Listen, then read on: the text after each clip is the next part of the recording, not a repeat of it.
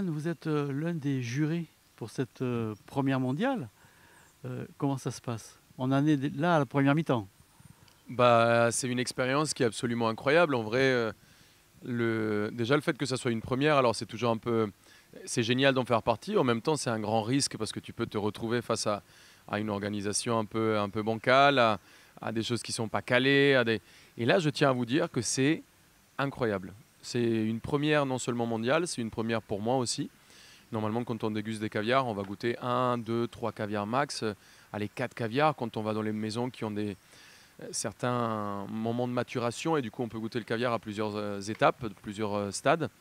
Là on a non seulement la chance de goûter différentes points de maturation, mais différentes fermes, différents producteurs, différents affineurs, différents négociants. Donc c'est une chance qui est inouïe, non seulement pour la... Ça va nous permettre aussi de comprendre quels sont les paramètres de notation sur un caviar. Et ça, c'est hyper intéressant. Aujourd'hui, on note un caviar toujours, on goûte et c'est un peu isolé. C'est un moment qui est toujours important parce que c'est un produit qui coûte assez cher, qui est onéreux. Là, aujourd'hui, on est vraiment à l'aveugle dans une situation dans laquelle on est face à est-ce que c'est vraiment bon et quel est le critère. Est-ce que le fait qu'il soit vert ou noir le rend meilleur? Est-ce qu'un caviar albinos est meilleur qu'un caviar vert ou noir? Donc, vraiment, c'est un exercice. On est en train presque de tout créer de zéro. Est-ce que les critères de qualité aujourd'hui qu'on a en tête pour noter un caviar sont vraiment les bons? Et vraiment, c'est une expérience de dingue. L'organisation est incroyable. Chaque caviar arrive, on a 3 minutes pour goûter, on goûte, on a les assiettes, les cuillères, on a des feuilles de notation avec les perceptions de chacun. Donc non, vraiment une expérience qui est unique. Je ne m'attendais pas à que ça soit aussi bien en plus. Je vous le dis encore une fois, on nous annonce que c'est la première, donc tu arrives toujours avec un petit peu d'a priori. Et là, pour l'instant, c'est un moment incroyable. Alors là, vous avez commencé à goûter 20 caviars. Vous avez fait une deuxième mi-temps avec 20 autres caviars. C'est pas trop compliqué, ce nombre important? Là, on en avait 21, je crois. 21, exactement. Il nous en reste 23 après. Il y a un autre caviar après à goûter. On va goûter 45. Alors, on goûte à peu près 2 à 3 grammes de caviar par producteur ou par ferme.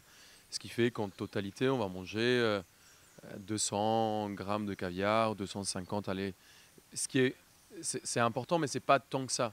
Il faut savoir que moi, mon métier, moi je suis cuisinier. Quand j'arrive dans un restaurant, je goûte toutes les sauces, je goûte toutes les viandes, je goûte le plat du jour, je vais goûter les potentiels plats qui vont arriver dans une carte qui va arriver. Donc en vrai, on a l'habitude de beaucoup manger, beaucoup goûter.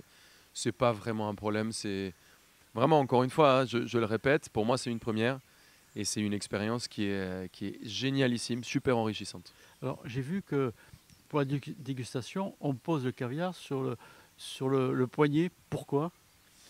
Alors, je crois que historiquement, les pêcheurs de caviar, d'esturgeon, ils avaient les mains un peu sales et quand ils ouvraient et qu'ils goûtaient le caviar, ils le posaient sur le dos de la main pour pouvoir goûter parce qu'ils avaient les mains qui étaient un peu, pas souillées, mais qui avaient touché des cordes. Et cette tradition, elle a perduré parce qu'on s'est rendu compte aussi que la cuillère en argent ou certains matériels dans lesquels on a, ou matériaux dans lesquels, excusez-moi si je me trompe, Oui, je oui, suis colombien, des fois je fais des fautes nul n'est de parfait. syntaxe, excusez-moi. Et il y a certains matériaux qui vont altérer le goût du caviar, alors que la peau, c'est notre peau, ça reste quand même un terrain neutre de dégustation. C'est pour ça qu'on utilise aussi la nacre aussi. Donc là, on travaille avec la paume de la main, mais on travaille aussi, on a une petite assiette. Ce qui est intéressant, c'est qu'on pose quelques grains, on essaye un peu de les écraser pour voir la tenue, pour voir comment ils se délient, voir comment ils réagissent aussi un peu au travail de la cuillère. Donc il y a toute cette expérience. Mais oui, on conseille d'avoir la main parce que c'est un terrain qui est neutre dans la dégustation et on peut vraiment se concentrer sur le goût unique de chaque œuf. Alors là, sur cette première partie, est-ce qu'il y a des caviars qui se sont vraiment démarqués des autres? Ah oui, là pour le coup, c'est assez incroyable. C'est la force de la dégustation à l'aveugle, c'est qu'on n'a pas un prix, on n'a pas une marque, on n'a pas une boîte, on n'a pas un nom. C'est l'œuf qui va se batailler contre les autres œufs, donc contre les autres œufs. Et du coup, c'est vraiment c'est une guerre qui est juste, qui est un jugement qui est complètement euh, équilibré.